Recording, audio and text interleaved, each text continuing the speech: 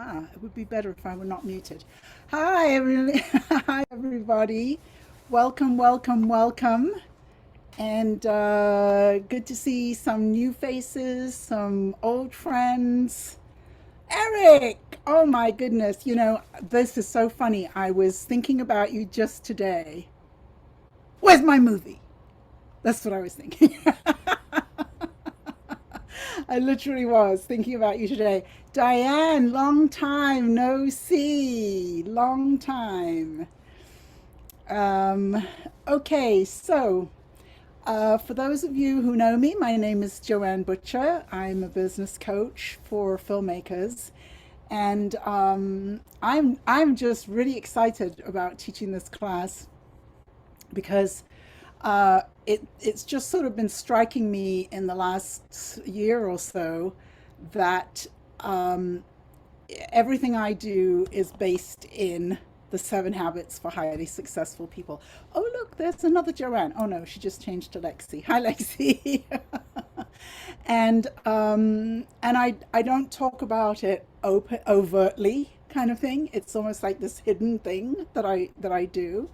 As I think about the 7 habits all the time, they've just sort of become a part of me now, and so I don't really think about, talking about them. So I thought it would be a really good idea to teach this class and to call it 7 habits for highly successful filmmakers, because that's what we're looking to be, is highly successful filmmakers.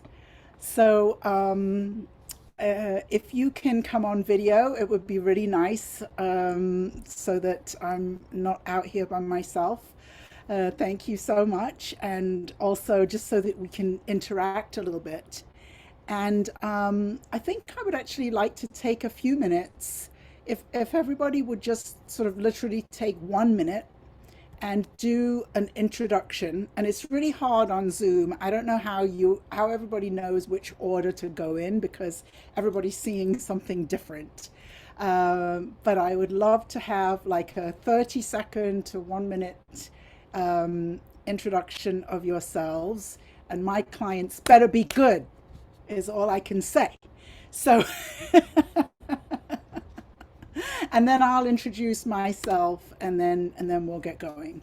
So I'm just going to go with what I'm seeing. So I'm seeing Cremina at the top. So if you could start, Cremina, I'm sure you're thrilled about that.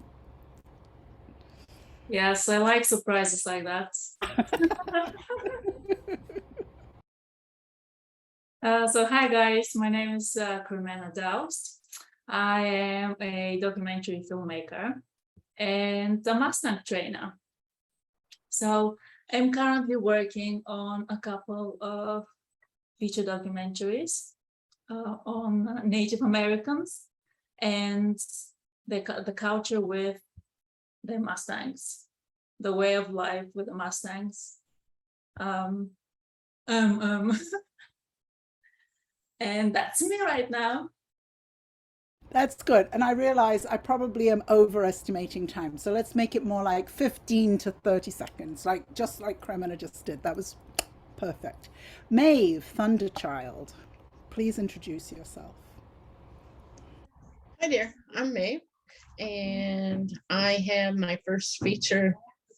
I've been developing my first feature, and I'm starting to also develop my first series. And I don't know what else to tell you. I live in northern Minnesota, and I'm glad to be here. Meet everybody. Did you say Minnesota, Maeve? Yep. Minnesota, lovely. Okay, Diane.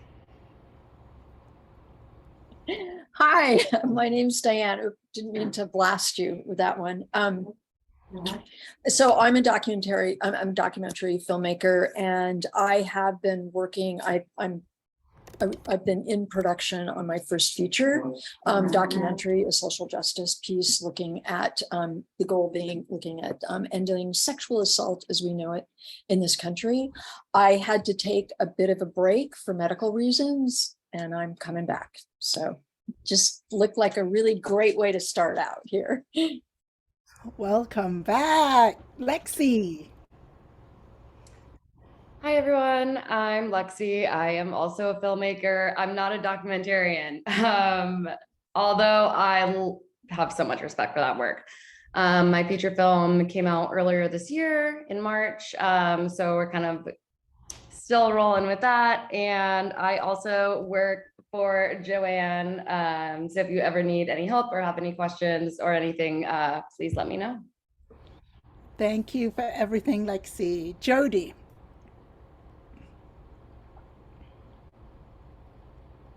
Hi, everybody. My name is Jody Stillwater. I'm a filmmaker in San Francisco, California, and I make narrative, experimental, and documentary. Lovely. Thank you. Welcome. Emily Anderson.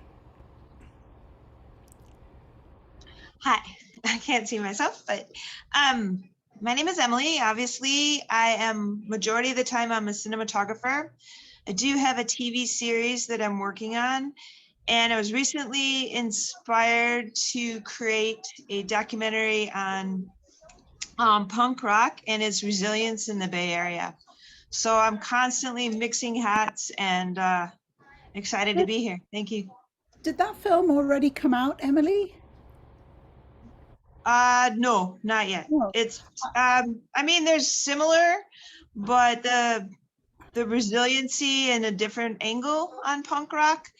I mean, just during the pandemic, there's different, it's just I don't know, I can't really explain with clear words at this moment, but it's to just show like how music has really brought a resiliency to people that otherwise would have been completely repressed.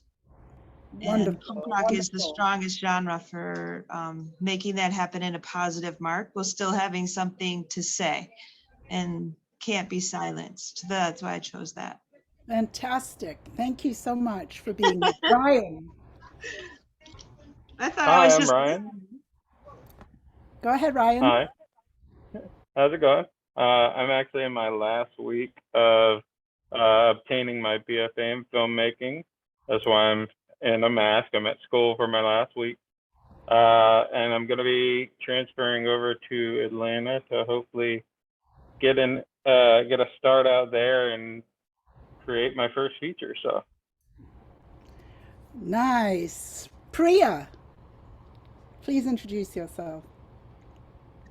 Hey, hi everybody. Everyone has such cool names. I love the names in this group. Come on, you have the coolest name. Oh no, not like May Thunderchild or Jody Well, Stillwater. Those true, are so True. awesome. True. I'm Priya. It's also been a while. I've been to some of your events and talks before, Joanne. But let's see, I'm calling from New Orleans. I live both in New Orleans and San Francisco. Most of my experience is actually in the startup world, doing product management, product design, and whatnot. But being a filmmaker has been a long time dream of mine. So I finally started delving in a couple of years ago, took several classes, made my first short. Two genres I'm very interested in are docuseries, especially as it pertains to raising awareness of different perspectives and different types of people and cultures, and also horror. I love horror. I'm actually currently writing a screenplay and applying to a horror screenwriting program. So just digging into film as much as I can, almost at a sort of a career in my bridge right now, I would say, a bridge in my career. That's all. Awesome. Welcome, Eric. Hi, I'm a filmmaker from Alaska. Just finishing up my first short film and working on writing and next couple projects on the horizon. And I just want to add, it's a pretty epic short film. It's a short film, true, but it's a pretty epic short film. Long Michelle. short film. Michelle, go ahead. Hi, everybody. Very nice to meet everyone. My name is Michelle. I'm from San Juan, Puerto Rico. I'm a filmmaker as well. I've had about a little over 15 years experience in the industry and made my career as an assistant director and done a bunch of shorts and music videos and been getting into directing commercials the last few years. Right now, I'm developing my first feature film, which is called The Foreigner. It's kind of an East meets West story with a lot of international potential. So I'm in the midst of development with that and looking for investors and co-production markets and all that. Awesome. Kepera, am I saying that correctly? Yes, yes. Hello, Joanne. So good to see you. Good to see you. Hey, everyone. My name's Kepper. I'm a writer-director from Oakland, California. I'm primarily interested in stories where kind of emergent technologies and the culture wars kind of intersect. My background is in commercial and documentary film, and I'm kind of transitioning into narrative work. I wrote a couple scripts over the pandemic, so trying to kind of further them and develop them and try to pitch them to studios, etc. Excellent, excellent. I just wrote a note to you in the chat. John Mark. Hi everyone, I'm John Mark Hurley. I live in Monterey, California. I'm a NorCal, SoCal guy, and actor turned filmmaker out of necessity. Excellent, excellent. Maria. Hello, everybody. Hi, Joanne. Great to be on here. I'm a filmmaker, video artist, producer, writer based in New York. And I'm currently working on I'm in pre-production of my first feature narrative film. And Maria just heard last week she was awarded 2 grants, not 1, but 2 grants in 1 week. Yay! Robert, go ahead. Hi, I'm Robert Dodrell. I'm in Orlando, Florida, and I'm a screenwriter and filmmaker and currently developing my first feature. Welcome, Robert. Lamar, did you say you were able to? Yes, you're able to. Yeah, I'm here. I'm so sorry. My No worries, no worries. Yeah. We'll just imagine. Okay. So hold on 1 second. Okay, sorry. Okay. So yeah, I'm Lamar. I'm a poet, screenwriter, novelist, etc. My career is sort of just starting. I'm 43 years old. I live in Oakland, California. I'm a huge cinema geek, and of course, I'm a big lover of all things avant-garde and surreal. I'm going to be enrolling in a fall 2022 screenwriting course also at a local junior college. So yeah. Yes. Thank you. Up leveling your game. Nice. Uh-huh. Marilyn. Hi, can you hear me okay? Yes, perfect. Okay. Marilyn Marchetti, a feature filmmaker, and I have to apologize. I'm in a hospital ICU waiting room right now. Oh no. I'm taking a little break from a family emergency, so I'm going to have to listen in mute mode most of the time because there's a lot of announcements over the PA and other people in the room. So I don't really want to talk a lot, but I really wanted to be in this class. So I want to listen in as long as I can before I have to leave. Wonderful. I hope everybody is well. And well, I'm having a situation with my son, so I need prayers. Yes, prayers for Mark. Sending filmmaker healing vibes. Thank you. Alexandra. Hi, I'm Alexandra. I am a filmmaker based in Knoxville, Tennessee. I am currently in the fundraising stage for my first documentary. I've been taking Joanne's classes for a while now, and you should listen to her. Thank you. Rolf, good to see you. Hi, yeah, I'm a concept artist and art director working for Disney in video games. I've dabbled in movie making on the side. I've done 1.5 short films so far, and looking to try and finish the second short film and then embark on a first feature eventually. Are you actually working on the short, the one that I've seen, the one that's fabulous?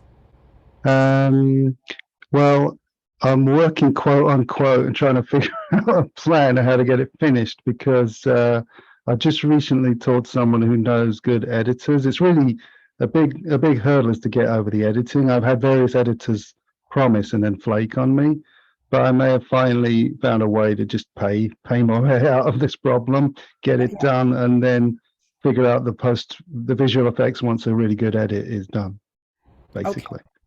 That sounds like a really good plan. That is a fabulous film. That really is a fantastic film. Mhm. Christine. Miss Christine Watson. You have to unmute yourself. Let's see. Okay. There you are. Can you hear me? Can you hear me? Yes. Sorry, I'm on my phone and it's really hard to figure it out from being on your computer. So I may switch to my computer because it's just easier. But anyway, I am a screenwriter. I went to UCLA 10 years ago. I'm in development with my first feature film with a producer in Hollywood who has 20 years experience and has worked with Denzel,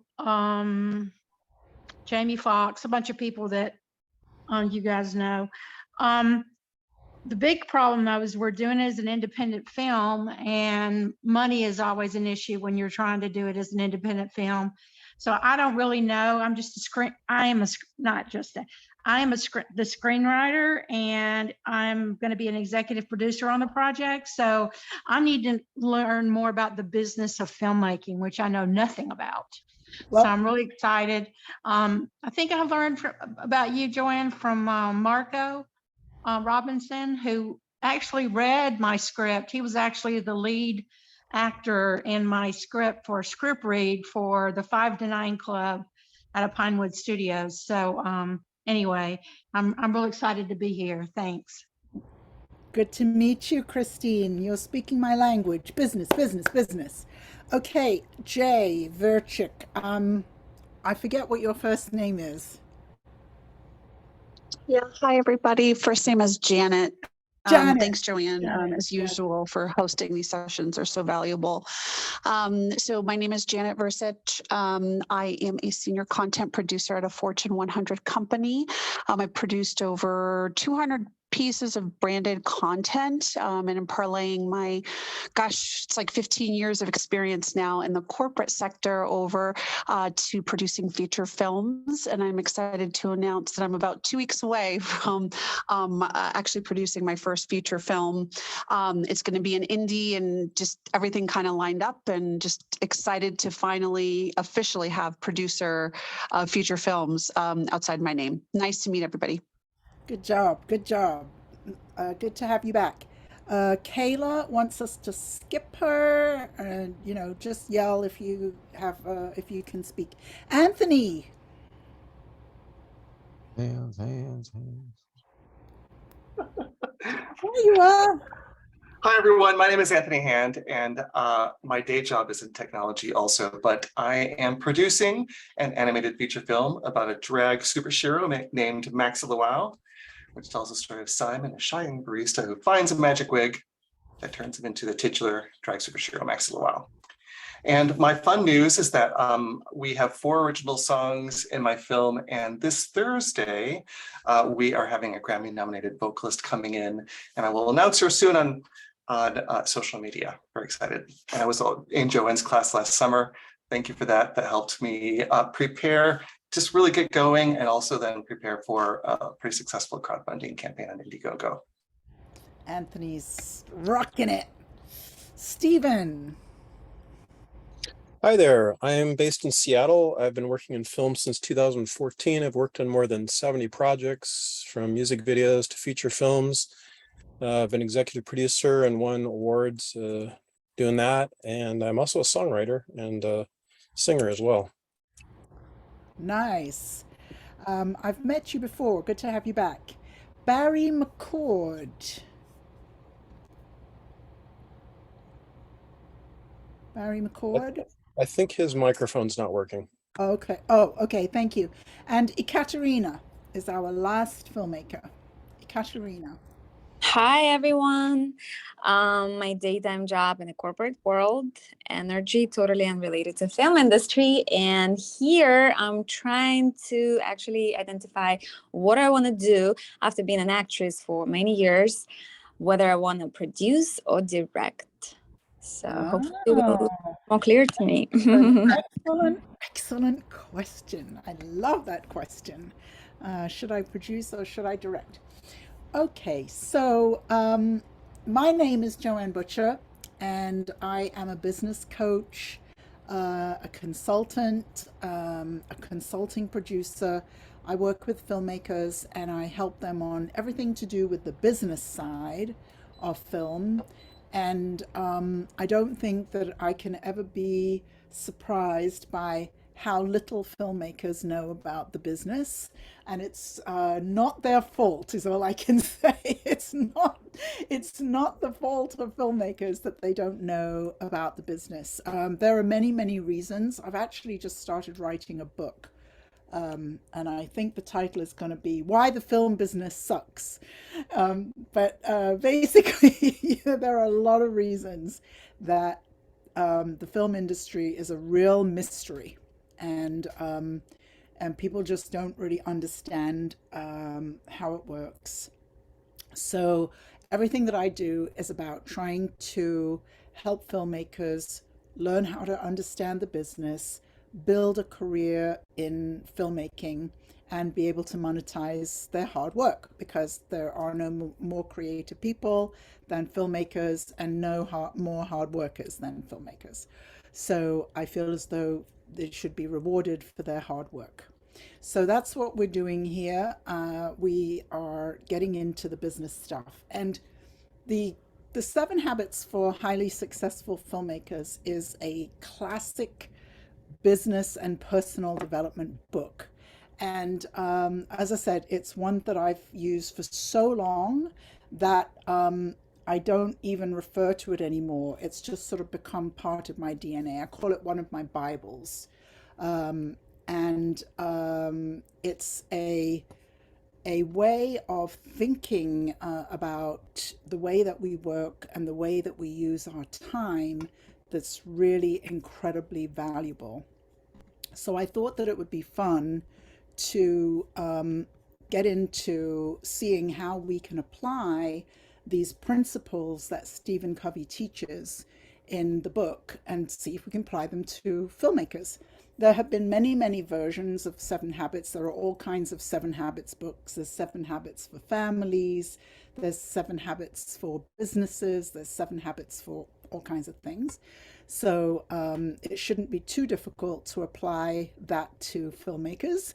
And so I'm going to get started. We should be here for about another hour. And I'm going to make a presentation. And Lexi, I'm so glad you're sitting down, but I made a PowerPoint all by myself. So that's kind of shocking, but I'm amazed to hear it. It's totally shocking. I don't usually ever do anything like that. And now I have to remember which button to press. Okay, here we go. So, oh, it didn't work, or not the way that I expected it to. What button do I press? View slideshow. That's it. All right, so, oh, it's recording my voice. That's really weird. All right, so the original 7 habits are these. Number 1, be proactive. Number 2, begin with the end in mind. 3, put first things first. 4, think win-win. 5, seek first to understand, then to be understood. 6, synergize. 7, sharpen the saw. It's kind of a language of its own, but we're going to dive into it a little bit more and see what we can get out of it. So the first goal is not goal. The first of the steps is to be proactive. And so Stephen Covey says that most human beings think that the problem is out there somehow, that the difficulty is outside of ourselves. And he says that thought itself is the problem, because that reactivity to what's out there becomes a self-fulfilling prophecy. And reactive people feel increasingly victimized and out of control.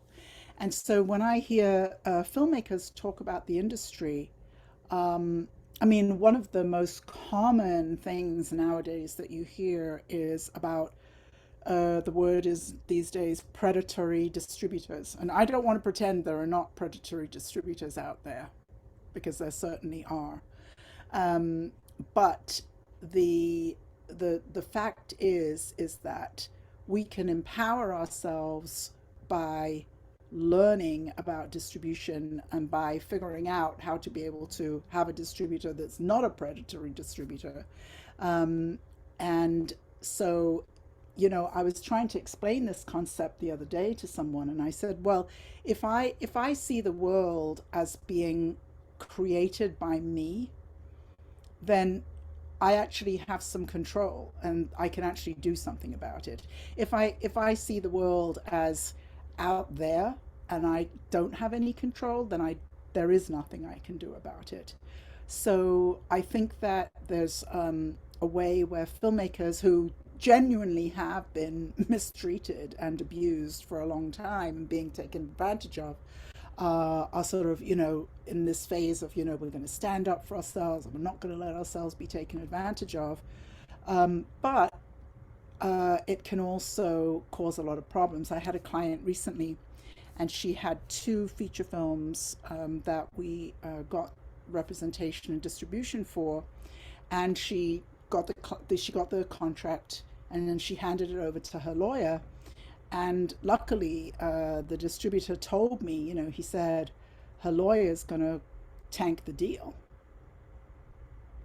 because the lawyer was saying, we want this and that and this and that, and slashing.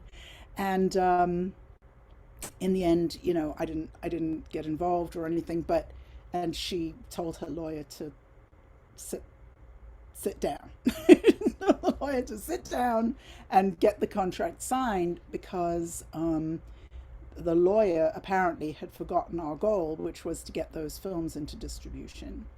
And that sort of reactiveness is really, really unhelpful. And so I've seen that happen with filmmakers, become very reactive and feel more and more victimized. And that is not the way that proactive people work. So proactive people recognize that they have the responsibility of creating the world that they live in. And so they give this example here about replacing reactive language with proactive language. Reactive, he makes me so mad. Proactive, I control my own feelings. This takes a lot of work. I would say I've been practicing this for decades, and I do not necessarily have this down, but it is so empowering to really take in the belief that I am the one who's responsible. If I am mad, I am responsible for being mad. I'm responsible, and it makes a big difference. So what I added at the bottom here is proactive people are producers. So a lot of times when I meet a filmmaker for the first time, they'll tell me they're looking for a producer. And so often what I do is I help filmmakers. Ekaterina, this is for you. I help filmmakers understand that probably, at least for your first feature, you're probably going to be producing your own film. Why? Because the producers out there who are earning a living as producers are probably going to be looking for filmmakers who can be guaranteed will make them money. And so on your first feature, that's not something that's as controllable and as likely that you're going to make them money, or not enough money that they can live on. So for your first film, I think you're the one who's going to produce it. So even if you are the director, if you're the writer, you're the director, it's most likely that you're going to also be a producer, or the producer. The producer of a film is the one with the vision. So if you have written the film and you're going to direct the film, you have a vision for that film. And a lot of times filmmakers think, oh, I need a producer. They're the people who handle the business. And again, in this thinking of being responsible, then instead of thinking somebody out there is going to take care of the business, somebody out there is going to take care of the money, instead, we can be proactive and decide, at least for now, I'm going to be the one who's going to take care of that. I'm going to learn the business. I'm going to learn about the money. I'm going to raise the money. I'm going to get this film made. That's, to me, a very proactive stance. Does anybody have any questions yet? Okay, I'm going on to the second one. Yes. So begin with the end in mind. I think this is so foundational to the way that I think about filmmaking. So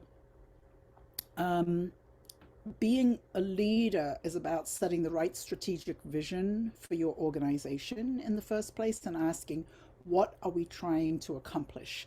But for filmmakers, for film producers, being a film producer means setting your vision on getting distribution for your film and monetizing your filmmaking work. That's really the job of the producer.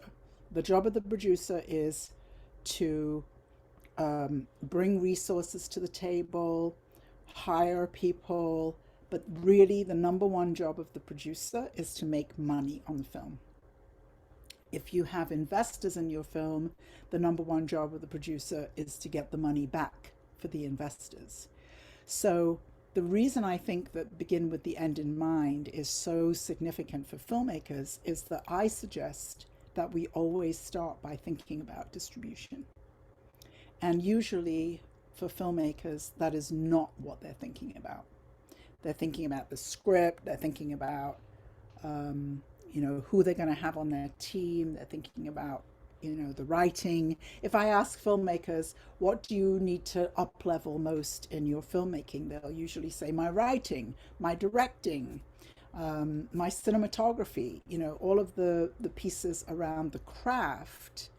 But being a film producer means that you're going to think about, how am I going to get this film sold? And so distribution needs to be that end that we have in mind right at the beginning. And so when I start working with my clients, we always start with, how are we going to make sure that this is a film that we can get distribution for? How are we going to market this film? Who is the audience this film is going to be marketed to? Anthony Hand, when he just showed us Maxi Lawau, he's thought very carefully about who this film is being marketed to, who it speaks to. So we think about that at the beginning instead of waiting all the way until we finish the film and then thinking about it. So begin with the end in mind is my personal favorite for the 7 habits, is my personal favorite for filmmakers, is to begin with the end in mind, to begin with thinking about distribution. Who is going to buy tickets? Who is going to come and watch my film? How am I going to build an audience for this film? Those are the things. Where am I going to get distribution? There is no way in Hollywood that anybody makes a film without knowing where the distribution is coming. There's just no way. There is no way that a film with A-list actors and all of that they make it first and then go, where are we going to distribute this? It's just not a possibility. So I figure if they do it that way in Hollywood, we can do it that way in our independent world. So number 3, okay, maybe this is my favorite one. maybe number 3 is my favorite one. Put first things first. And in order to manage ourselves effectively, we must put first things first. We must have the discipline to prioritize our day-to-day actions based on what is most important, not what is most urgent. And so one of the these foundational tools that Stephen Covey taught was this difference between what is important and what is urgent. So an example I'll give you. So today I had to fill in some paperwork, but I couldn't fill the paperwork in until I had figured out where my mail is going to go for the next 6 months, where I'm basically not going to be living in a single place. So I had to go over to the post office, and I had to go and get a post office box, and it was urgent because I should have turned that paperwork in today. I haven't done it yet. I'm going to have to do it tomorrow. It's urgent. Okay, there's a deadline, there's a clock ticking, it's urgent. And for those of us who live in the 21st century, in the first world, our lives are full of things that are urgent. Even if it's things like paying the phone bill. You don't pay the phone bill, you have no phone, you can't communicate with anybody. Or like me, I have no phone, my business suddenly disappears. I can't talk to my clients, right? So there are all these things living in a 21st century world that are truly urgent and that we have to do. It's not that we just can go sit on top of the mountain and meditate all day and not do them anymore. We have to do those things, and it's just part of living life in the 21st century. So how do we get to what is important and not necessarily urgent? And as filmmakers, so many of you today talked about, oh, I have this big corporate job, I'm a UX designer, I'm a this, I'm a that, I have a job, I have a 9-to-5 job, and it sounds like a big job, it's a career job. All of that stuff is urgent. As filmmakers, it's our filmmaking that is important, but it is not necessarily urgent. It is not that somebody is running behind us saying, get your film made, get your film made, get your film made. There's nobody running behind us, except if you work with me one-on-one, and then I'll probably chase you down. But who's going to run behind you and say, raise that money, raise that money, raise that money? So the difference is that when we have a vision to do something like make films, that work is important, but it's not urgent. Not until we get to a certain point, I always have my clients pick a day that's day one of production, and then we turn that into a deadline, and we start to turn that into what's urgent. Because one of the things that I've seen very, very frequently is that we tend to go to what is urgent. So if we have a job, we'll tend to do the thing that the job is telling us to do before we'll do the thing that's the most important to us. And that's just a human thing. It's not because we're bad people. I'll often talk to filmmakers and they'll tell me, well, I'm not very disciplined. I procrastinate, but really they're just caught up in the things that are urgent, and they haven't learned how to put the things that are important not only equal to what is urgent, but above what is urgent. And this is an incredible skill to learn, to put what is important above what is urgent. So this quadrant is all about this. What is important but not urgent. So in these 4 quadrants, this is how we can kind of categorize everything that happens in our lives.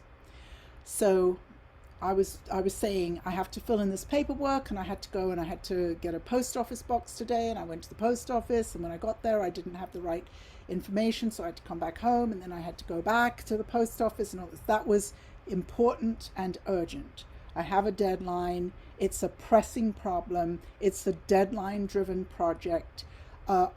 Often we'll end up in a crisis, like let's say with the phone bill. If we didn't pay the phone bill on time, and then we miss the fact that it says if you don't pay it today, then you're going to get cut off, then it becomes a crisis. And so a lot of times, again, people who live in the 21st century and in the first world are often driven by pressing problems, deadline-driven projects. People who live in America, particularly, it's just work, work, work, work, work, work, work. Anybody who works in the film industry, oh my God. I don't think there is any industry that moves faster than the film industry. The speed that you have to be able to and willing to work at if you're in the film industry. And then, you know, it's 12-hour days, 15-hour days, 18-hour days. You're not supposed to complain. You're supposed to still just be able to perform, and you're supposed to be able to go like this. And so I find that often it's those who work in the film industry who have the hardest time getting their own films made and getting their own work done, because they are living in this hugely adrenalized, yes, Michelle, hugely adrenalized industry. And then because most people work in as freelancers, then, you know, the job you just finished is only as good as to pay that month's bills. You have to get another job to pay the next month's bills. And it just keeps going, keeps going, keeps going, keeps going. So what happens is, as we live our lives in this frantic world called America, you know, other countries don't quite operate the same way as America, if you've done any traveling, but America is all based in this kind of urgency, the urgency of now. We get so stressed by that we leap from quadrant 1, where everything is urgent and important, and we zip over to quadrant 4, where everything is not urgent and not important. So a lot of times people talk about, oh, you know, I got lost on Facebook, or I got lost in Netflix, or you know, I binged a series. I have no problem with binging series. That's what I do to rest. And I learned this when I was having migraines all the time. My first few years that I had migraines all the time, I was too sick to watch Netflix. But when I became a little bit more well and I was able to watch Netflix, I've been grateful to Netflix ever since, because they make series that go on and on and on, and they're super boring, some of them, you know, and I could just lay there and go, you know, and just watch these things go by for days and days, and it would keep me entertained. So I'm always very grateful to all of those pleasant activities. But people often get really caught up in doing things that are really time wasters. And often we spend our time in quadrant 4 because we're so stressed out by quadrant 1. And so a lot of times when we're not running our lives in a way that is organized and keeping current with everything, and we start to get run by crisis, the more we're going to find ourselves in quadrant 4. Now, quadrant 4 isn't necessarily something like he put in quadrant 2, relationship building. So I'm not talking about, like last week, I went and hung out with one of my best friends, and she's the chair of the Miami Film Board, and I spoke to the film board. All of that was relationship building, and I had to mess up my whole day, and I had to move all my clients around, and then I got all their times wrong. It was, you know, but it was very, very, very important relationship building, and it was very much about building new opportunities. So that's not so much about time wasting, that is about something that is actually belongs in quadrant 2. So quadrant 3 is urgent but not important. Actually, that's more like the phone bill. Well, no, the phone bill becomes quadrant 1, but things like paying the bills, people get really stuck in quadrant 3 because they don't have really clear boundaries about how they use their time. So You know, they have a deadline on work or something, so it's a quadrant 1 problem, but the phone rings and they keep picking up the phone. I don't know if you notice that about people. They just can't not pick up the phone. I don't even have the ringer on my phone. I mean, ever. I never have the ringer on my phone. I do not feel as though, except if it's one of my clients at their scheduled time, I feel no compulsion to pick up a phone, ever. Or look at emails when it's not my time to look at emails. So this again is kind of 21st century living, is quadrant 3. This constantly being interrupted, and thinking that that's normal. So what Stephen Covey says is, if we want to actually achieve our vision, then we need to find a way to spend time in quadrant 2. And it's not urgent. And that's because, as I said, unless you find a way to create a deadline for your film, then nobody is going to be telling you you have to make your film. Unless you find a way to, if you get a grant and you have deliverables, now you've got a deadline. Now you've turned your project into quadrant 1, which I think is a very smart way of doing it. But if you want to do something that is really your vision, nobody else but you is telling you to do it. And so the way that we think about this, or the way Stephen Covey thinks about it, is to think about the week. He says most people who teach about time teach about the day. And they look at the day and they plan their day. But he suggests that just creates more stress, and to actually look at your whole week. And so when I plan my time, let's say, okay, it's Monday today, and I look at the rest of the week, and I know that I have my clubhouse on Tuesday, and I have my class where I get coached on Wednesday, and I have my group on Wednesday. And so there are certain things in my calendar that are there that I can't do anything about. They go there. I need to get a tooth fix, so I have a dentist appointment tomorrow morning at 9. So I fitted in something that was urgent and important, because it's my front tooth. If it was a back tooth, it would be urgent and not important. But it's a front tooth, so it's urgent and important. So there are certain things that are already plugged in my week, but then there are these spaces, this time that is white space, that I can now add in the things that are important and not urgent. Somebody's unmuted. I don't, Lexi, can you see them?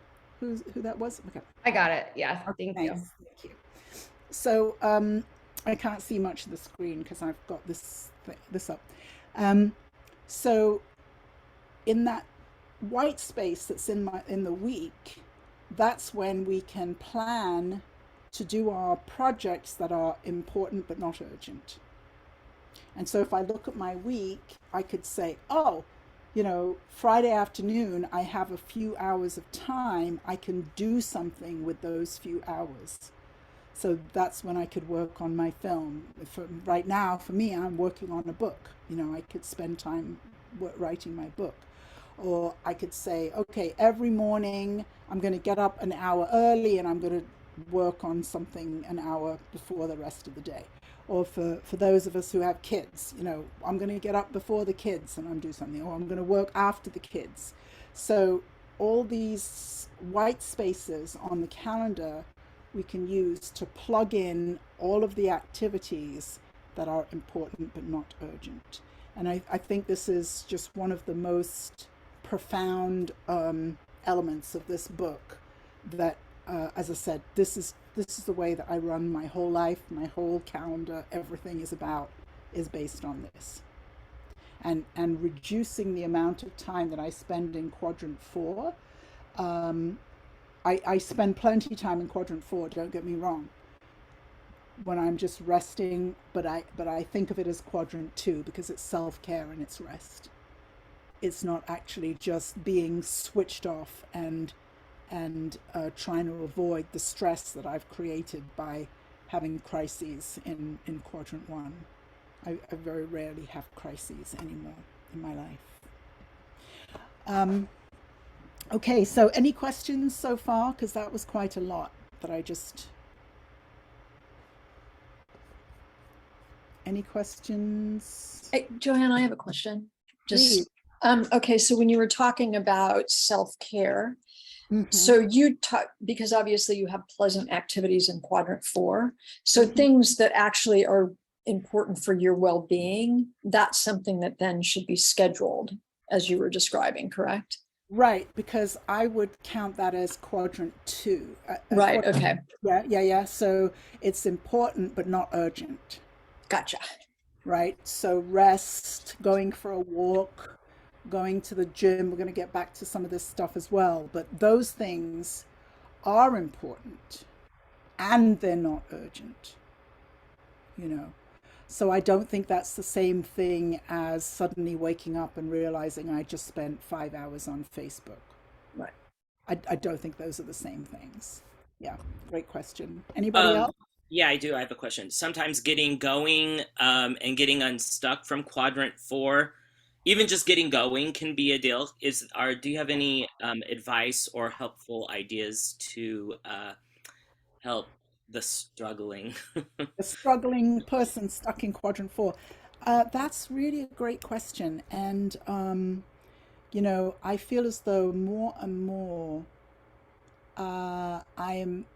I just feel as though I've just gone through, I had COVID recently and I don't know why, but I sort of emerged from COVID being able to spend another considerable amount more time in urgent and not important and important. And so I'm not really quite sure how that happened. But I think that what it is that the more clarity that I have about my vision and what I truly want in my life, the more I'm able to take the action to stay in that important but not urgent place. So the reason we escape, I think of quadrant 4 as the place to escape. I don't have anything to escape from. I just want to be in my vision. All I want to do is work with my clients, make movies, make more movies, and make more movies. You know, so it's like I just get to spend more and more and more time in my vision. But you know, before when I was before I was coaching and before I knew what I was doing with my life and when I was still trying to avoid it, then I feel as though, and what happened to me was quadrant 4 became like years and years and years of illness. I just spent years and years and years and years being sick and too sick to work. But I now am convinced that it was because I refused to accept what my calling was and to do the work with filmmakers that I do now, because I was too scared. So you know, avoiding my calling means that I'm stressed out and I'm escaping to quadrant 4. So there's always this kind of pattern between 1 and 4, I think. Being in quadrant 2 is really about accepting this is my vision, this is who I really am, and this is what I'm going to do. Right? And then it becomes, the more comfortable you get in that place, the more time you can spend there. Does that help? Because I'm not sure if it did. Yes, that was great. Thank you. Okay, awesome. Any more questions? Okay. I have one. Yes, go ahead, Emily. Do you I love the inspiring section before, so thank you for asking that. But do you like are loyal to planning your week on a specific time and day? Or is it just like, do you plan your next week during your current week? I, for many, many years, I did my planning on a Sunday night. And that worked for me for years and years and years and years and years. Now, I do actually plan my day each day, but I'm also actually thinking about my week. I don't know if that makes sense. So even when I'm planning my day, like when I wrote down today everything that I was going to do on Monday, I'm also aware of Saturday. And as I said, right now I'm writing a book. So today I didn't do any writing on the book, but I know that by Sunday I'm going to have a certain amount written. And so it's going to get slotted in at various times. But that's just because I've had years and years and years of practice. So there was a time that was probably 5 to 10 years when every Sunday I sat down and I planned my week and started out by putting in the appointments and so on that were, not changeable. And then he has this concept of big rocks. So the big thing that you need to take care of. So for my clients, often that's writing a grant. I ask my clients to write a grant once a month, so they have to slot that in somewhere. I'm always saying to them, so when are you going to have that done by? When are you going to have that done by? If you don't have that deadline on something, then it's unlikely that you're going to put that time in. But if you have to write a grant and it's going to take you 8 hours of work, you may not be able to get 8 hours. You may have to do 2 here and 2 there, and But yeah, that was how I did it. And I don't know why it was Sunday night, because I'm a morning person. So you would think that I would have had, Monday morning or something. Oh, here's another thing. So now Lexi and I, we have a staff meeting on a Monday morning. And for me, that is the way to look at the week in terms of the business, to look at what's happening this week, what's going on. When I was the director of development, and I would get the staff together and we would look at, what are our deadlines? Is there something this week? Is it next week? How much work do we have to do? How can we apply that? All of that. Right? Anyone else? Okay. Yes, that's my favorite habit. Until we get to the next one. Is that the right one? This one. Okay. All right. So the fourth habit is think win-win. And I think it's really interesting that, to me, it would seem obvious that a win-win situation is one in which both people win. But I really don't think that I knew this until I read this book, 20, 30 years ago. So a win-win situation is when both people win. So agreements or solutions are mutually beneficial and satisfying to both parties. But the truth is, actually, that most human beings prefer for there to be any of the other scenarios. So win-lose, if I win, you lose. If I win, I beat you, kind of idea. Lose-win, which you wouldn't think most people would want, but if I lose, you win. And he says, lose-win people are quick to please and appease and seek strength from popularity or acceptance. This shows up in a very, very specific way with filmmakers. And I talk about it. I say, filmmakers are always trying to give their power away. I'll give an example. So I had a client. She was making her first short film with me, and it was a very, very personal story. And, you know, she was a mature person. She'd had a career. She was retired. Very strong person. You know, you wouldn't have thought, you know, she would have any goals of being in a I lose, you win situation. And she hired this woman to direct, that's right, to direct the film that she had written, she produced, she raised the money for, and so on. And this woman was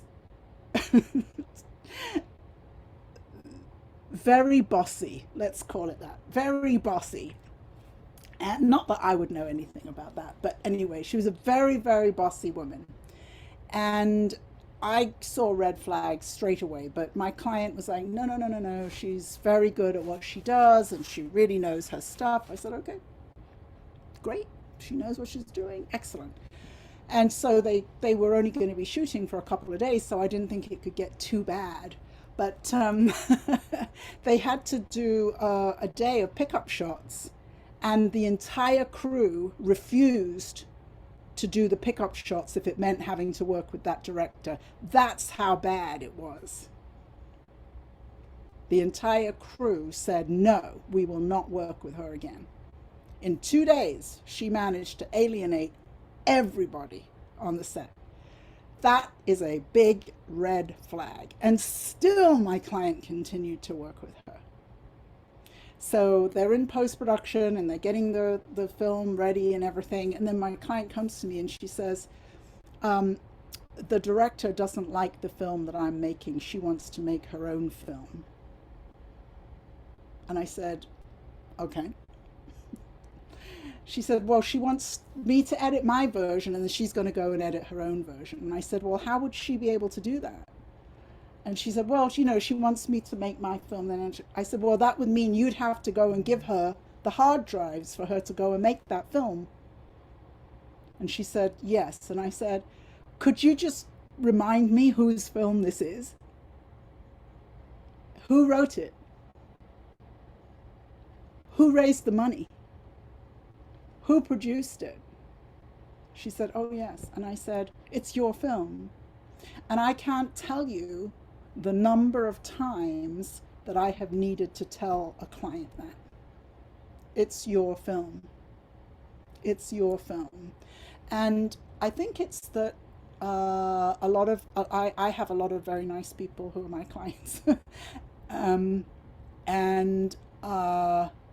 They want to be very collaborative with people, and they want to be people who are open to suggestion and open to ideas, and you know, it's great. They want to be this collaborative person, but when they run into the wrong kind of person who wants to take advantage, this is what happens. It's the I lose, you win scenario. And luckily they're working with me, and I say, you know, don't make me come over there. But it's just very interesting to witness, you know. So there are lose-lose scenarios. I was going to say something about politics right now, but maybe I won't. But you know, we're seeing a lose-lose scenario being played out all the time right now. And then there's the win. People with the win mentality don't necessarily want someone else to lose. That's irrelevant. What matters is they get what they want. They're not really seeing anything past, well, I want to get what I want. And then number 6 is win-win or no deal. If you can't reach an agreement that is mutually beneficial, there is no deal. And so number 1 is win-win. Both parties win. Agreements or solutions are mutually beneficial and satisfying to both parties. And the 6th one is win-win or no deal. I had this recently, actually. I got hired on a movie, and against my better judgment, I decided to start working on the film without a contract. And I did this one piece of work, and then the producer started saying, well, he was going to pay me just for that one piece of work. And I was like, but that's not the agreement, right? I have a contract, you know. And so finally one day he was saying, I need this piece of work done by Monday. And first of all, I started out saying, okay, I'll get it done by Monday. And then I was like, wait a minute. Here is the contract. Please sign the contract. And he said, I need this piece of work done by Monday. And I said, here's the contract. Please sign the contract. And he said, I need this by Monday. And I said, please sign the contract. And I knew I would never hear from him again. But it was that I had already kind of bent my boundaries. I was already working on the project and da da da da da. And finally I was like, it just became clear to me that he was not interested in a win-win situation, and therefore there was going to be no deal. So I was out. And it's a shame because I really wanted to work on the project, but if everybody involved is not working win-win, then there's no reason to be involved. So number 5 is seek first to understand, then to be understood.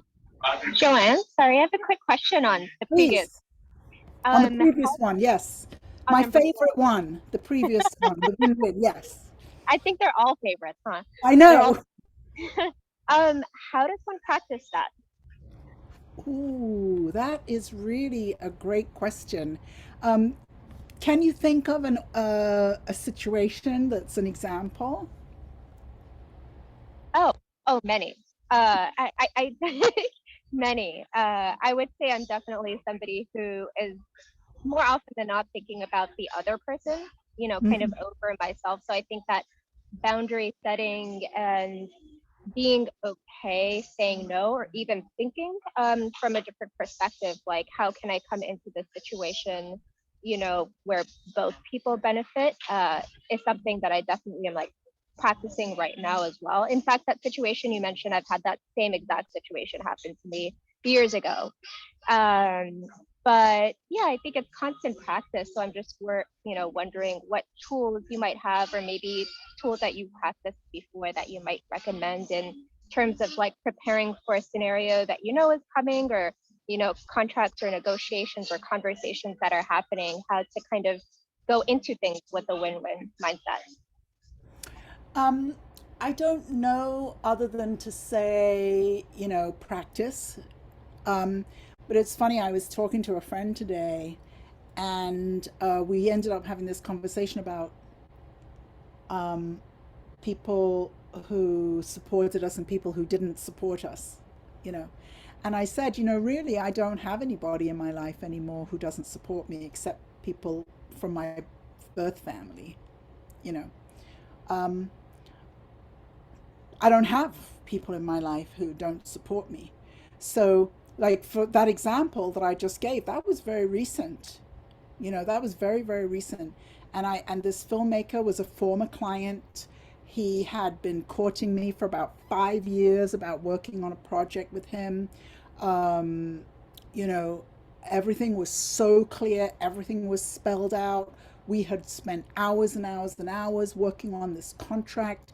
Everything was absolutely clear until it became clear to me that the only way he was going to let me work on this project was if I did not have a contract in place. And so if we are committed to win-win, I cannot be in a situation where I have to lose. I cannot be in a situation where somebody is willing to take advantage of me, even though you would have thought, why would he spend 5 years, you know, talking about this moment when we were going to finally work together again, you know. But I think that for me, I think that the first time somebody told me life is difficult or life is hard, I was surprised. I've had to really come to reality that most human beings are not interested in win-win. it's really a strange thing to say. Most human beings are not interested in win-win.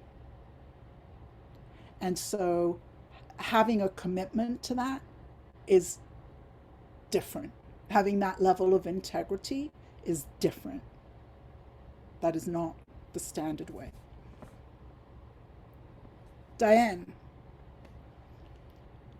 And Joanna, you have not asked me to say this, but I just wanted to say that one of the things, because that's something that I'm working on, and I really realized that it's so important for me to have people in my corner like you that are going to say, you know, Diane, like what I'm hearing is this, and how does that, you know, how does that align with what your goals are? And so really having support standing there, because as you said, we live in a culture that is not what is supported by the majority of people. So, Thank you, Diane. Yeah, and it is odd because when you see the concept of win-win, well, surely we're all about win-win. But no, I only have to go down the supermarket and see the people who are working there to know that they are in a win-lose situation.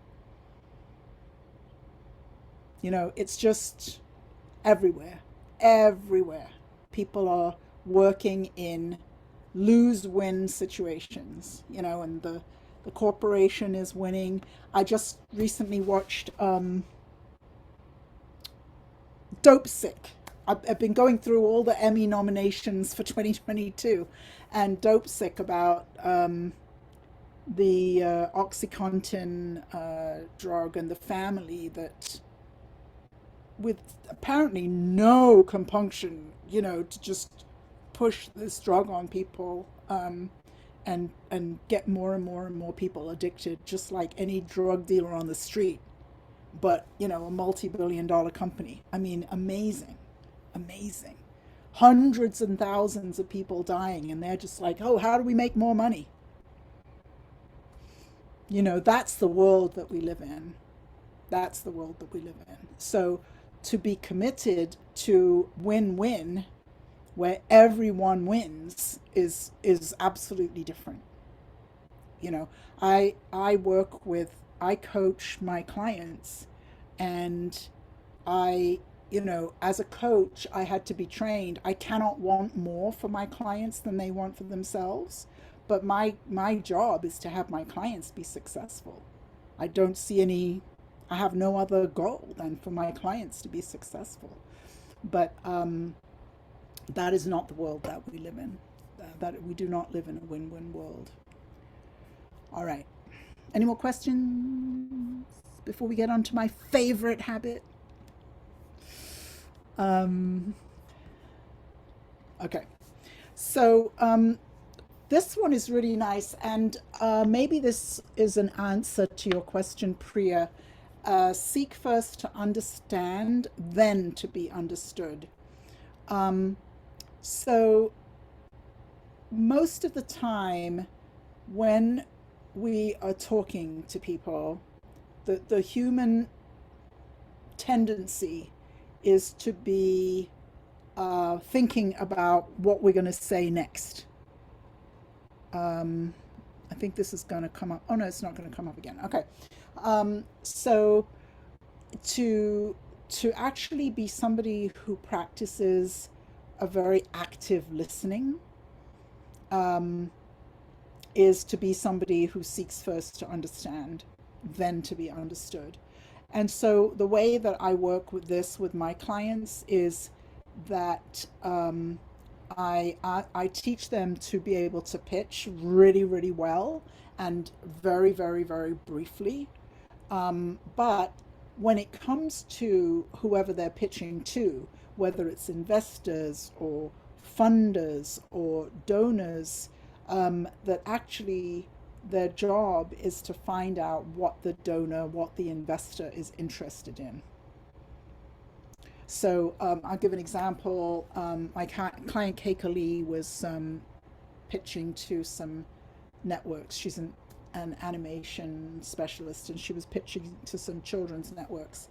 And so one of them she told me she was going to pitch, and the meeting was going to be 30 minutes long. And I said to her, well, when you go to that 30-minute meeting and you give your pitch, make sure you talk for no more than 5 minutes. And she said, oh, because she was really scared because she thought she had to talk for 30 minutes. And I said, no, you talk for no more than 5 minutes, and the rest of the 25 minutes is going to be spent learning about what they are looking for. And my favorite question to ask anybody is, if the perfect project came across your desk today, what would that look like? And then just listen. What is it that they're looking for? And the moment where filmmakers really make a mistake with this one is when they are talking to investors or they're talking to funders. And they go in to that conversation in a very one-down position.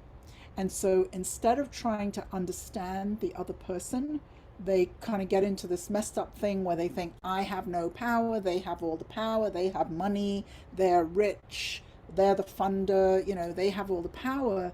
And then they don't take the time to listen and understand, what is it that the funder is looking for?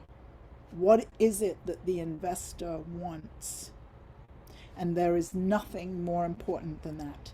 When you're talking to people about putting money onto your film, that is the most important thing that you want to do.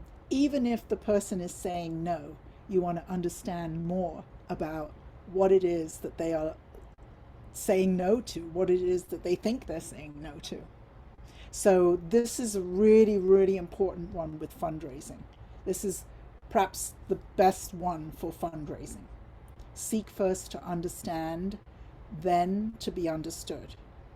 So they give these examples: evaluate, agree or disagree with what is said, probe, ask questions from our own frame of reference, advise, give counsel based on our own experience, interpret, try to figure out the person's motives and behavior based on our own motives and behavior. So alternatively, when we're able to present our ideas clearly and in the context of a deep understanding of the other person's needs and concerns, we significantly increase the credibility of our ideas. So when I'm trying to, you know, what happens a lot is filmmakers, I get all the time, every week I get messages on LinkedIn or on Facebook. Just today I wrote to somebody, and they wrote to me and they said, oh, we have a $25 million budget project. Are you interested in investing? You know, they haven't bothered to understand the first thing about who I am and what I do. There is nowhere on my LinkedIn profile does it say that I'm an executive producer and I invest in films. Nowhere does it say that. So they didn't bother to read my LinkedIn profile. They didn't bother to find out what I do. They didn't bother to be curious about anything about me. They're just thinking, I want to get somebody to give money to my film. And then people get frustrated because they think, oh, all those idiots out there won't even, you know, I'm not getting anywhere and they're all stupid or something like that. But they haven't actually taken the time to understand who it is that they're talking to. So the more that we can understand the other person, the better we can present our own ideas. Okay, this one, I have to say, I find this very difficult concept. So number 6 is synergize. So the concept here is that if we start from a place of it's going to be a win-win situation, or there isn't going to be anything happening, right? It's going to be a win-win. We're going to listen to the other person. We're going to really understand their perspective. We're really going to understand where they're coming from. And the first thing it says here about synergy is we value the differences in other people as a way to expand our own perspective. One of the things that's amazing to me that I get to work with filmmakers is Every time I work with another filmmaker, I learn about something new. I work with Eric and I learn all about Alaska and the history of Alaska and this famous painter and his life and what happened. I work with Kremina and I'm starting to learn about Mustangs. Who knew Joanne's going to know about Mustangs, you know? So every time I work with somebody, I get to expand my perspective. And because we're all different and I get to expand my perspective, I now have a larger perspective than I had before. If I make the attempt to understand other people, I get to expand my perspective. Synergy allows you to sidestep negative energy and look for the good in others. And that's just a great practice, to practice looking for the good in other people. To exercise courage in interdependent situations, to be open and encourage others to be open. If you can be open, other people will feel courageous and be open as well. And synergy can help you catalyze creativity and find a solution that will be better for everyone by looking for a third alternative. So synergy is the way, is sort of expanding our consciousness, expanding our perspective, and therefore becoming open to new solutions and new ways of thinking and solving our problems. So that's, I don't think I can explain synergy best. It's kind of metaphysical, I guess. And this is my favorite one. Okay, so sharpen the saw. So sharpening the saw means when you're cutting wood, you don't want to be cutting it with a blade that's dull. You want to cut it with a saw with a sharp blade so it will cut well. So the concept to sharpen the saw is that to be effective, we must devote time to renewing ourselves in 4 different ways: physically, spiritually, mentally, and socially. So one of the things that I try to practice is to look at my day and look at my week, but look at my day and my week and to see how can I renew myself physically, spiritually, mentally, and socially. So I love to exercise, and I've been out for the count. I had an accident in February, and then I had COVID, and I haven't been exercising in the last couple of weeks. I'm back to exercising pretty much every day, and I just feel like a different person when I exercise all the time. That's just me. I like to be physically active.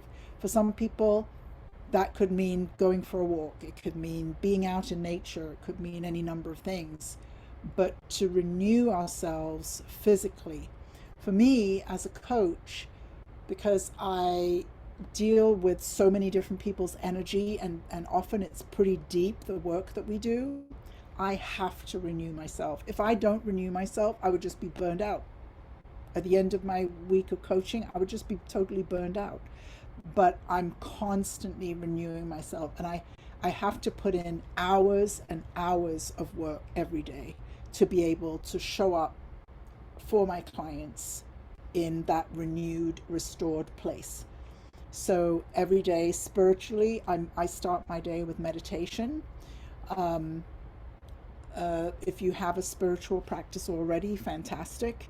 A prayer practice, a meditation practice, something like that, but spiritually getting connected is fantastic. Mentally, now that could look like different things. It could look like learning things. I say again, during COVID, for whatever reason, I ended up starting 2 classes. So one class to write a book, and another class to join a board. So I'm learning new things, but I don't really need to do that much because I'm learning from my clients all the time. I'm learning new stuff all the time. Every time I work with one of my clients on a film, I'm learning about new things. So my whole work is kind of this mental recharging and restoring and renewing. But you know, if that's not the case for you in your job, then you need to find the time to do that. And then socially, you know, and I have to focus on this a little bit because I tend to want to be on my own all the time. So I have to kind of put myself out there to do social things. Whereas people who are really extroverts, that may come easier to you, you know? So, so sharpening the saw is actually not so much what you do in the week, it's what you do every day. So I have my spiritual practice, it's a daily practice. My physical practice is pretty much a daily practice, and socially a daily practice. So sharpening the saw is something that we do every day, and that's what allows us. This may be also an answer to John Mark, to your question, that these practices that I do, that I start my day, and I literally spend hours every day before I start work. These may also be practices that help me not be spending my time in that quadrant 4. Continuous renewal allows us to synergistically increase our ability to practice each habit. Habit 7 is focused around renewal, or taking time to sharpen the saw. It surrounds all of the other habits and makes each one possible by preserving and enhancing your greatest asset, yourself. And I think that for filmmakers, I think sometimes they're so passionate about their work, their writing and all of that, that they're not necessarily thinking about this.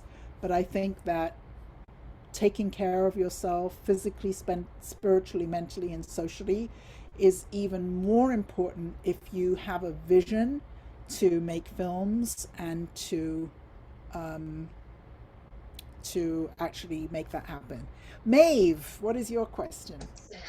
I don't have a question. I just wanted to point out, in case it helps anyone in the processing, including you, Joanne, number 7 is metaphysical too. Aha. Yes. Well, I think 7 Habits is a pretty darn metaphysical kind of book, kind of concepts. But yeah, that sort of taking care of ourselves and renewing ourselves, and really for creative people, it's so important because it's very easy for our creativity to just kind of wander away from us if we're not doing that self-restoration, self-renewal all the time. And as I said, I've just had this really bizarre experience that I had COVID for like 5 weeks, and I was miserable and in bed, and then somehow I came out of it like, woohoo, all restored. And it's like, I hope I don't have to have COVID again to have that experience. But anyway, that's what happened. I really don't know why, but that's what happened. So does anybody have any questions?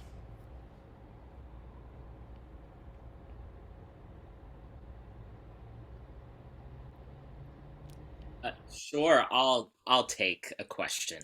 Thank you. Okay, let's talk. I wanted to go back to seeking to understand, and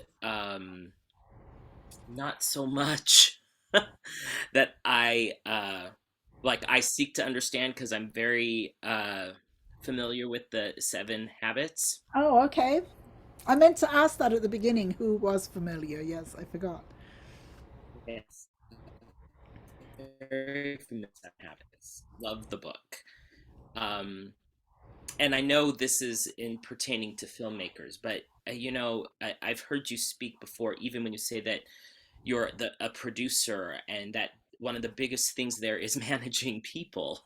Can you speak to those who do seek to understand? This could even tie into win-win, because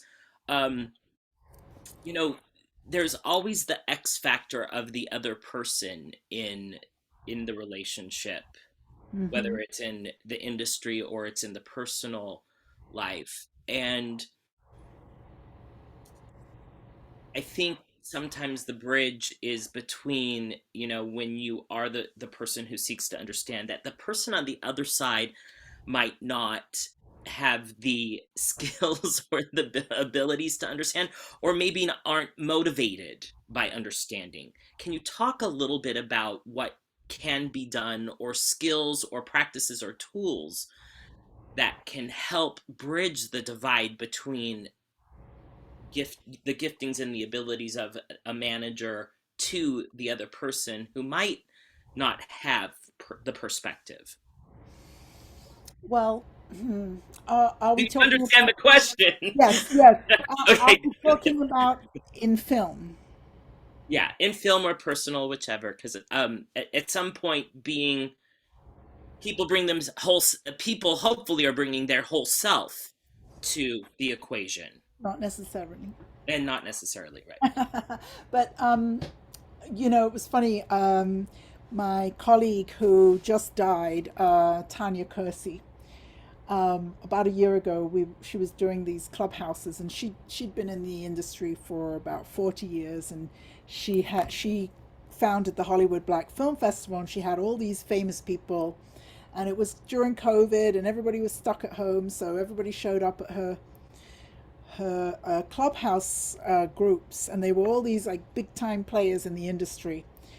And one night, filmmakers were she started out the conversation. She said, what's the number one thing that you would want a filmmaker starting out to know? So the first person, some big time Hollywood producer, answers, and he said, I would tell them to make sure that they have a backup copy of all their hard drives and keep it in a safe place. Everyone was like, ooh, that's good information. Yes, yes, that's good. So the next person went, big time producer in Hollywood, and he said, I would tell them to make sure that they really spend money on a good sound recordist and a good sound engineer, and they really focus on the sound because that can get you into trouble. And everyone's like, ooh, yeah, that's good, that's good. And then it came to me, and I said, well, the thing I would say is that when you're starting out and you have much less money than you would like to have on your film, you have to be ready to fire people. And if you are working on something that is micro budget and you have somebody on your team who is not pulling well more than 100% of their weight, they have to go. And I did this whole talk about that, about how you can't afford it. You don't have enough money to be carrying people who are not carrying their weight.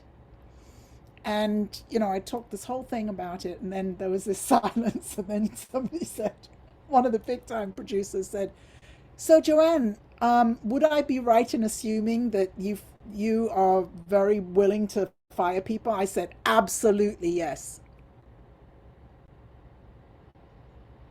And you want to be able to fire them on day one. And if you don't fire them on day one, you want to be able to fire them on day two. Because every day that you are carrying them is a day that you're not getting your work done. So a lot of times what I see, I really work with my filmmakers to help them raise money. I want it to be a professional set. I want everybody to get paid. It doesn't have to be the top rate that they're getting paid, but I want everybody to get paid. I want everybody treated as a professional. I want to move past, a lot of filmmakers come to me and they've been making films where everybody was doing favors and all that. I don't believe in that. You show up as a professional, you get paid as a professional, and you pull your weight. Anything less than that, you get fired. Like that. Because we don't have the money to cover it. If we were doing a $100 million project and there were people, laying around sleeping or being negative, okay. But the less money you have, the less you can afford to have people just not pulling their weight. So I'm still talking win-win. You know, the first time I ever fired somebody, he thanked me later that I had fired him. You know, he was a volunteer and I fired him years ago. And he came back to me later. He said, I was so shocked that I got fired from doing this job that I loved, being in my favorite place that I loved. I loved working for you. And he said, I got clean. I got my wife back. I got my child back. I got my job back. You did the best thing for me. That was a win-win.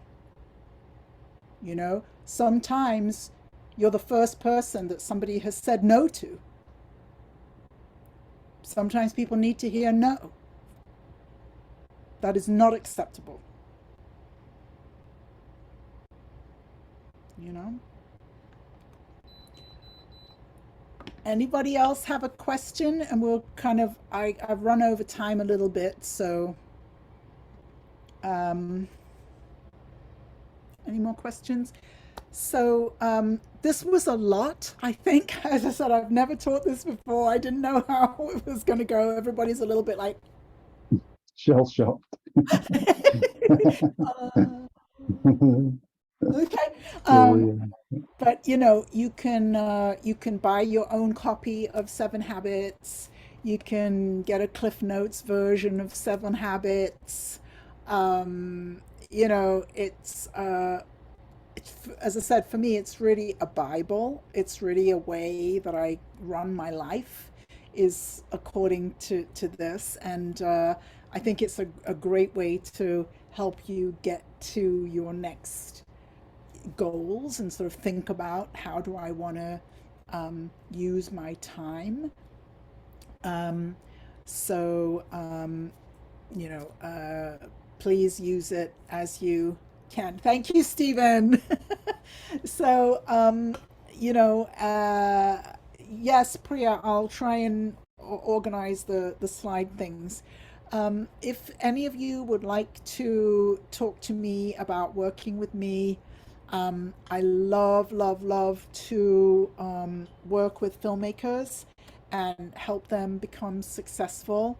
And as I said, I've never actually said it out loud about incorporating the 7 habits in my life. It's just kind of foundational to who I am. But if you would like to, oh, I think I even had a slide that said this.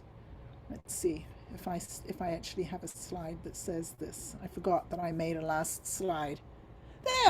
There's my contact info. And if you would like to schedule a time to talk to me, this is my calendar. I think Lexi will put it in the chat, and we can talk about working together. I also have a new program that I'm doing where I call it my virtual fundraising team, where I have put a team together that does fundraising for you and with you, and it's probably for organizations or documentary filmmakers maybe who are sort of getting past $100,000 is probably where that would work. Thank you, Lexi. There's the link to my calendar. So please schedule a time to talk to me. And the workshop is officially over, and we can also hang out for a bit if you want to just chill out. Thank you. Thanks everybody for coming. Thank you. Thanks for letting me share my my Bible with you. Joanne. Thank you, Joanne. That was really fantastic. Thank you, Diane. Yeah, it's so good to see you. Did you know the book before, Diane? Do you know, ironically, a woman that I'm working with right now just gave it to me. She said, you've got to read this. Really? Yeah. So, I mean, I was aware of it, but I hadn't actually read it. So, yeah, so I've just started it. it's And kind it's of daunting. I don't know what made me dig into it so much 20, 30 years ago, you know, but makes sense though. yeah, You know, I mean, it really does. yeah, it really does. It really does. It just changed my perception about so many things. You know, yeah, as I said, like the win-win. I'd never thought of that. No. You know, I was so used to being in lose-win situations. You know, I just thought that was normal. You know, instead of being in win-win. Yes. Who else knew the book before? My mom actually, when I was young, got me like the 7 Habits of Highly Effective Teenagers. Oh, that's great. So I read that when I was like, I don't know, maybe 13 or 14. Uh-huh. It was probably shorter than the original book, I hope. Probably shorter, but you know, I think like all the time, they talked about paradigm shifts, and that was like that clicked for me. That was like a big thing for me to realize at that age. So yeah, paradigm I shift. feel like it would be longer for teenagers. You have so many things you got to take into account. You're like, you have to be an effective child, you have to be an effective adult, you got to be everything in between. What about paradigm shifts? Do you remember from it? I think I remember, like, oh gosh, this idea that sometimes like paradigm shifts happen very gradually and very slowly in our lives. And sometimes just like one moment can like shift your way of seeing the world forever, you know, and recognizing the slow, gradual ones and the big ones as well, and kind of just being able to like see the world from a different perspective and see other people from a different perspective. And Yes, yes, right. I have a feeling that when Priya was saying about this concept of win-win and so, that she was having a paradigm shift. You know, she's like, oh, but wait, well, what if you could do that? You know, paradigm shift.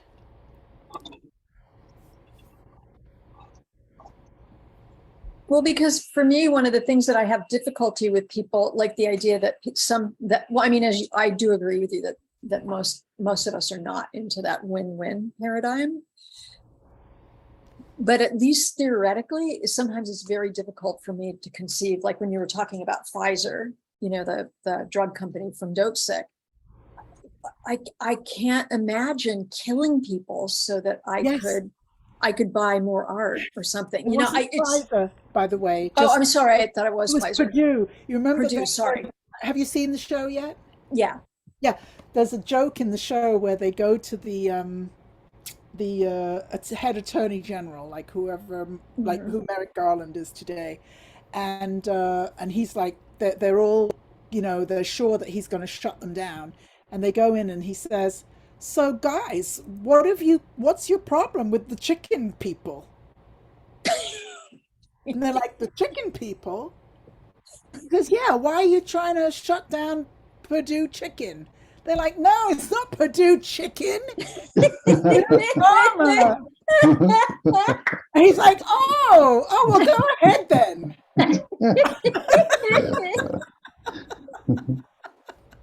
That was a really good moment in the show. What's your problem with the chicken people?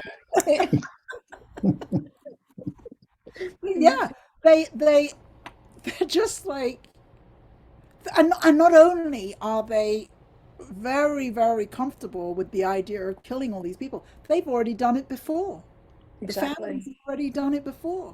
Yeah, thalidomide and all that. Unbelievable. But yeah, it's common. Putin. Yeah. Well, you know, it's common. Yeah, so it is hard to understand it on that level, you know, and unfortunately that is what we're seeing so much of these days, and sort of out there. So yeah. So it's just interesting when, you know, we're people who think, oh well, I want, of course I want you to win. I'm the kind of person who wants you to win, like Priya was saying earlier, or John Mark was saying, and then but somehow it gets a little out of balance. Mm-hmm. That actually the way we want it to be is win-win. Everybody's winning, and that's how to go about it. Well, it's sustainable at that point, Yes, it's because sustainable. that's like when you were describing the situation with the man that you've been working with that wouldn't give you a contract. I mean, it was kind of like, and undoubtedly you'd already put in a lot of work. Yeah. So it wasn't. We took 2 hours only to go through the contract in fine detail. He said, okay, I'm going to go and sign it. Just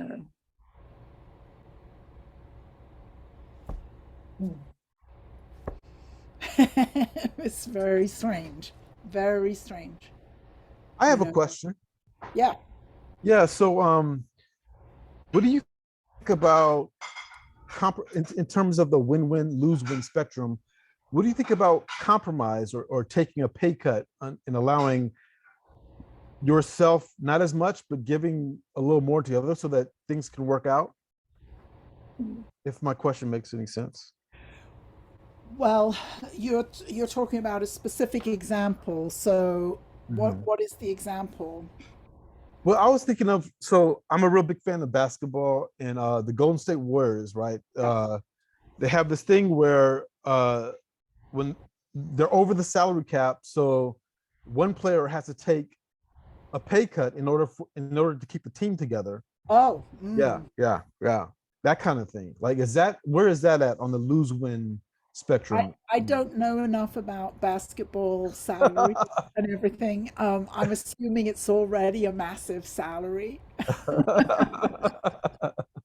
And the thing is, in the deal, the deal that the Democrats just did, for example, which has been being worked on for 2 years, and then when it got down to the final negotiations, Kyrsten Sinema would only sign on if a piece of the legislation that she wanted in came out. No, that she wanted out came out.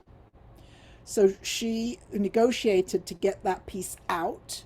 And because she was the final vote, the number 50 vote, she has a lot of power with that number 50 vote. And she got something else put in. But everybody agreed in the 50, everybody agreed to let their objections slide so that the good of everybody could happen. So they were creating a win-win situation where even if, for me personally, that thing that she took out, I'm like, grrr!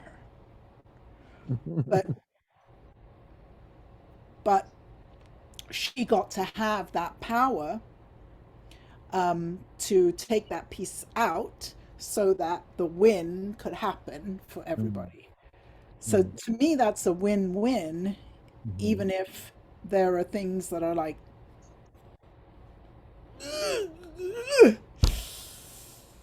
okay, that is totally the nature of negotiation and trying to get to something that's a win-win. Okay. Thank you. That's a really good example to look at for something Yeah. that happened, this weekend. The back and forth of it, and the, I'll play ball if you, that's negotiation. Okay. Right? The other alternative is, throwing everything out.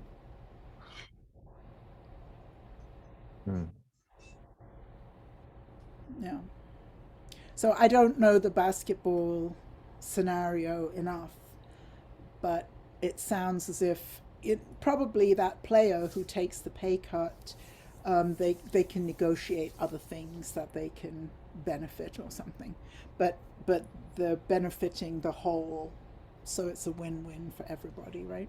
Yeah. Gotcha. Thank you. Thank you. I think so.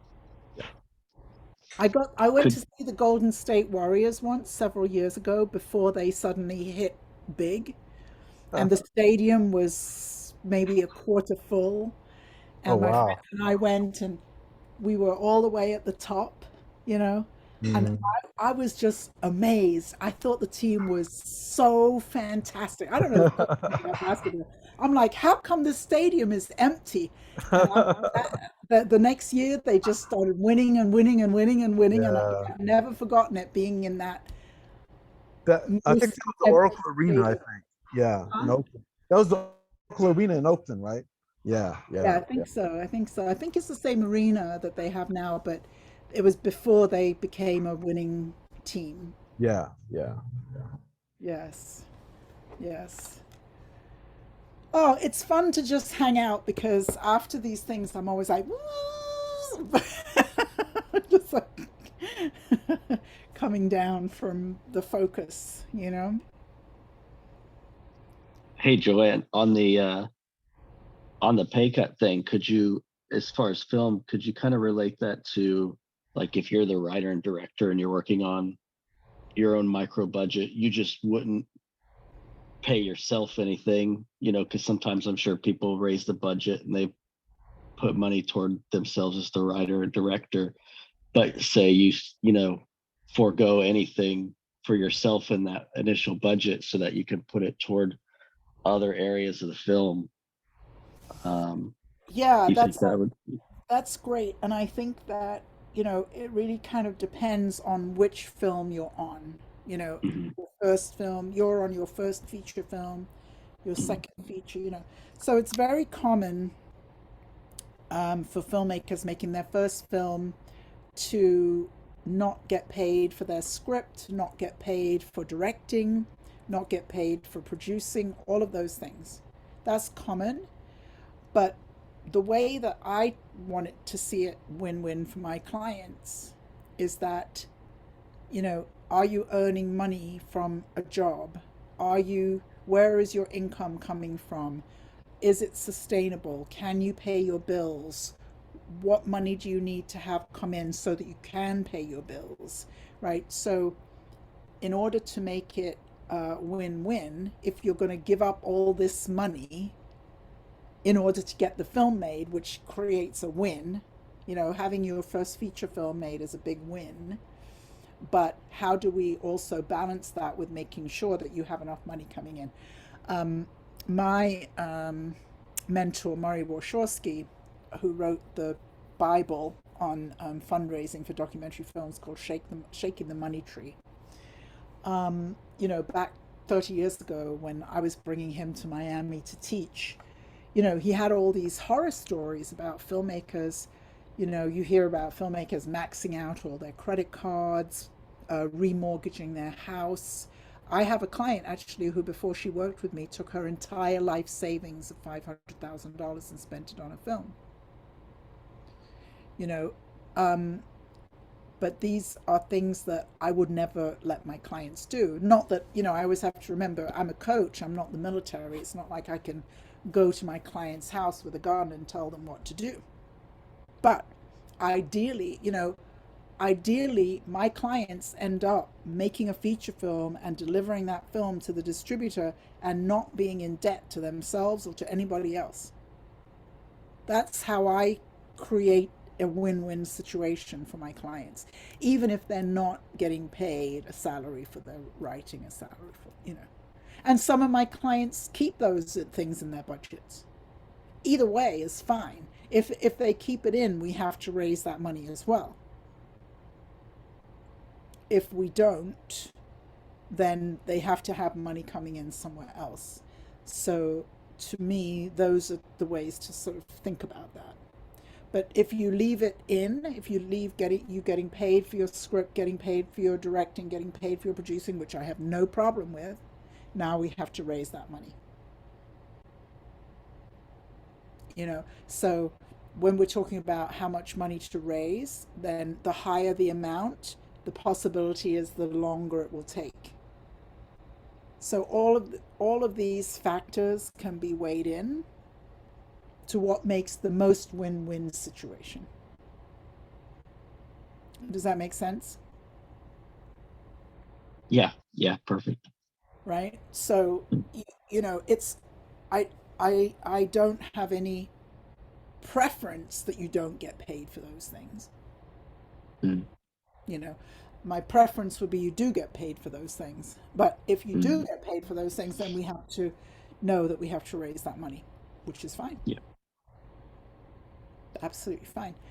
It's just how do we make the most win-win scenario for you, for your film, for you. You know, I have clients who are single and, you know, are working full time and have a good income. And then I have clients who have a wife and 2 kids. You know, I mean, it's just, everybody's different. Every situation is different. Every film is different. And so what's the right mix for you as a filmmaker? Thanks. And how much money do you want to raise? Yeah. But there's no right or wrong about that. I was talking to my most advanced client today, and he's on maybe his 8th I always say his 8th feature. I have to count it up properly. But we're hiring a story producer, a writer on this film that we're making. And it looks like we're hiring somebody who's been the head of a major TV network, you know? And it's the first time I think that he's hired somebody who's like way, way, way more advanced than he is, you know? But we raised the money to be able to do that. We raised the money to be able to put somebody at that level on the project.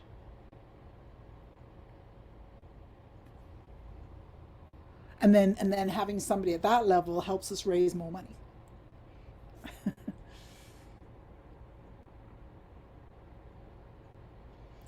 All right, well, I am going to go. It has been a pleasure hanging out, talking about filmmaking, my favorite thing, and talking about doing it successfully and sustainably, which is really my favorite thing.